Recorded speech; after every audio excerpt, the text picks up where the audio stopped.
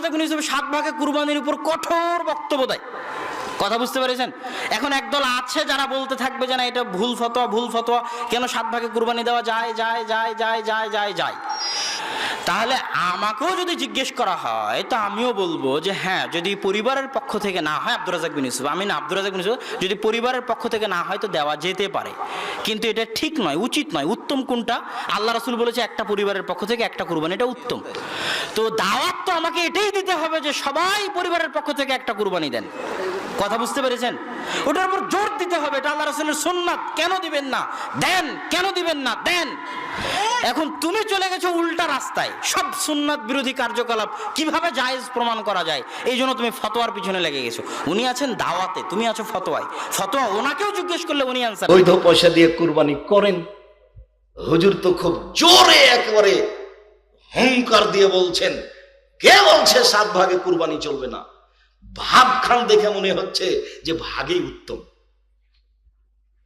যদি এইভাবে বলতেন যে ভাগেও করা যায় তবে একাই করা উত্তম, এইভাবে বললে তো একটু মানাই। এমন ভাবে বলছেন একেবারে মাঠ ফাটিয়ে, কে বলছে ভাগে চলবে না? কত হাদিস আছে ভাগের, ভাগে কুরবানি দেন। ভাবখান কেমন লাগছে বলেন তো দেখি? মানে ভাগে উত্তম মনে হচ্ছে না কথার গতিতে? এবং আমি অনুরোধ করব যারা যেখানে এই বিষয়গুলো নিয়ে বিতর্ক করতেছে তাদেরকে এই বক্তব্যটা সেন্ড করার জন্য। এবং আমি আমার বক্তব্যে যে ভাষাগুলো উচ্চারণ করতেছি, এই প্রত্যেকটা ভাষার বাক্যের আমি জিম্মেদারি নিচ্ছি। জিম্মেদারি মানে যে কারোর সাথে ইলমি মোনাজারা এবং মোনাকাশা করতে প্রস্তুত আছি। এই বক্তব্য যদি উর্দুতে দেওয়া লাগে তো উর্দুতে দিতে প্রস্তুত আছি। এই বক্তব্য যদি আরবিতে দেওয়া লাগে তো আরবিতে দিতে প্রস্তুত আছি। ইংরেজিতে দেওয়া লাগলে ইংরেজিতে দিতে প্রস্তুত আছি। সবার সাথে ইলমি মোনাকাশা করতে প্রস্তুত আছি। এই পয়েন্টগুলোতে কাউকে ভ্রান্ত প্রমাণ করে নয়, বেশি সঠিক মাসলা কোনটা এটা প্রমাণ করতে গিয়ে। এবং আব্দুর রাজ্জাক বিন ইউসুফ তার কথায় একাই নয় এটা প্রমাণ। এখন আব্দুর রাজ্জাক বিন ইউসুফ ফতোয়া দিয়েছে যে মাস্ক পরে সালাত আদায় করবেন না। তিনি কিন্তু বলেননি যে মাস্ক পরে সালাত আদায় করলে সালাত হবে না। তার শক্ত কথাগুলোকে মানুষ উল্টিয়ে ধরে, ভুল বুঝে উল্টিয়ে ধরে। উনি হেদায়েত করতে চাচ্ছেন। একটা ফতোয়া, একটা দাওয়াত। দাওয়াত ভিন্ন জিনিস, ফতোয়া ভিন্ন জিনিস। দাওয়াত ভিন্ন জিনিস, ফতোয়া ভিন্ন জিনিস।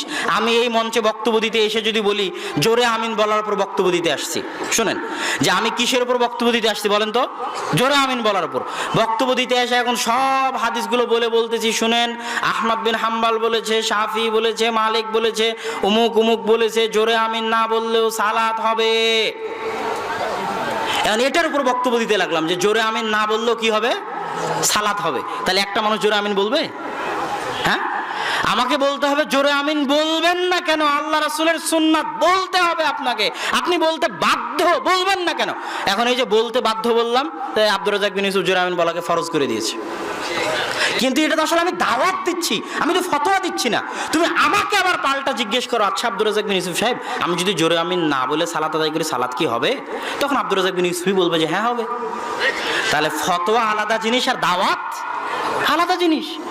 তো আব্দুর রাজ্জাক বিন ইউসুফ মাঠে দাওয়াত দেয়, তো ওনাকে গুরুত্ব দিয়ে বলতে হয়। এখন আব্দুর রাজ্জাক বিন ইউসুফ 7 ভাগে কুরবানির উপর কঠোর বক্তব্য দেয়। কথা বুঝতে পেরেছেন? এখন একদল আছে যারা বলতে থাকবে যে না এটা ভুল ফতোয়া, কেন 7 ভাগে কুরবানি দেওয়া যায়।